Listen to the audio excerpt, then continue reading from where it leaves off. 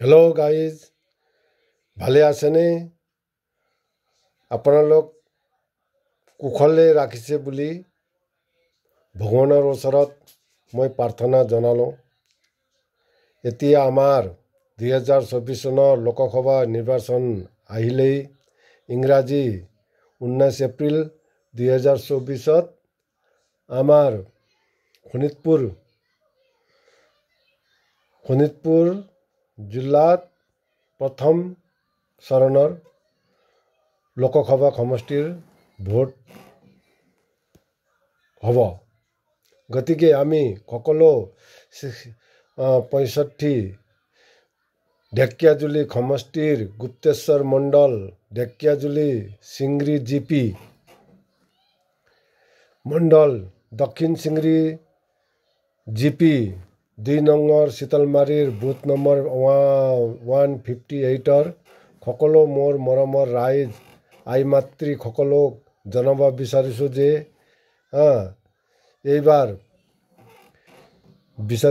এইবাৰ আমি সকলো জাতি জনগোষ্ঠী মিলি আমাৰ অমূল্য ভোট ভাৰতৰ প্ৰধানমন্ত্ৰী শ্ৰী নৰেন্দ্ৰ মোদী ডাঙৰীয়াক দিবৰ কাৰণে অনুৰোধ জনালোঁ।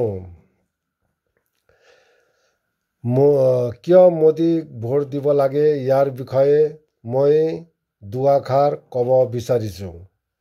আমাৰ প্ৰধানমন্ত্ৰীয়ে ঘৰ দুৱাৰ এৰি সৰুৰে পৰা সকলো নিজৰ পৰিয়াল এৰি দেশৰ হিতে কাম কৰি আছে। নিজৰ দেউতাৰ মাটিও স্কুলক দান দি ঘৰ এৰি আহি দেশৰ হিতে কাম কৰি আছে। দৰমহাও নলয় বুলি শুনিছোঁ।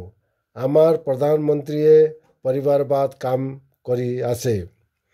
এক দিনত দেশৰ কাৰণে 18 ঘণ্টা কাম কৰি আছে। আমাৰ সেইকাৰণে আমাৰ অমূল্য ভোট মোদীজীক দিবৰ মই ৰাইজৰ ওচৰত বিনম্ৰ অনুৰোধ জনালোঁ।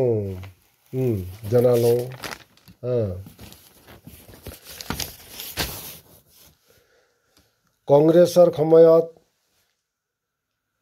কিমান ৰাইজে অসন্তুষ্ট পাইছে। সপ্তাহত 4-5 দিন অসম বন্ধ আছিলে।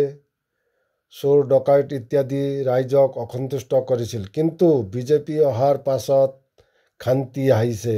গতিকে ৰাইজে সুবিধা অসুবিধা চাব লাগে বা এনালাইজ কৰিব লাগে। এতিয়া স্কিমৰ কথাত আহোঁ। স্কিম যিবিলাক আহিছে চৰকাৰে যিবিলাক স্কিম আহিছে সকলোৱে পাই আছে। কোনোবাই পোৱা নাই, আজি নহ'লে কালি পাব। এইটো মই কোৱা নহয়, চৰকাৰে কৈছে। সেইদিনা ইংৰাজী 17-3-2024 তাৰিখৰ দিনা মিটিঙত আমাৰ ঢেকীয়াজুলি সমষ্টিৰ বিধায়ক শ্ৰী অচল সিংহল ডাঙৰীয়াই কৈছে যে যিবিলাকে অৰুণোদয় ঘৰ পোৱা নাই তেওঁলোকৰ ফৰ্ম আমি দিম, আপোনালোকে বুথ প্ৰেচিডেণ্টে লিখি পঠাব লাগে।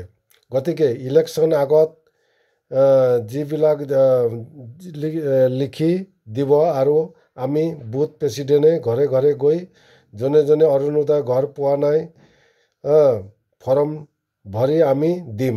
ইলেকশ্যনৰ পাছত আপোনালোকে পাব নিশ্চিত। আপোনালোকে মোৰ ওচৰত বিশ্বাস ৰাখি এইবাৰৰ লোকসভাৰ ভোটটো ভাৰতীয় জনতা পাৰ্টি দিবলৈ মই অনুৰোধ জনালোঁ। আপোনালোকে মোক বুথ প্ৰেচিডেণ্ট বনাইছে, মোৰ ওপৰত ভৰসা ৰাখক। যদি মোৰ কিবা ভুল হ'লে ৰাইজে মোক 1 মিনিটতে চেঞ্জ কৰি দিব পাৰে। ৰাইজৰ ইমান ক্ষমতা আছে।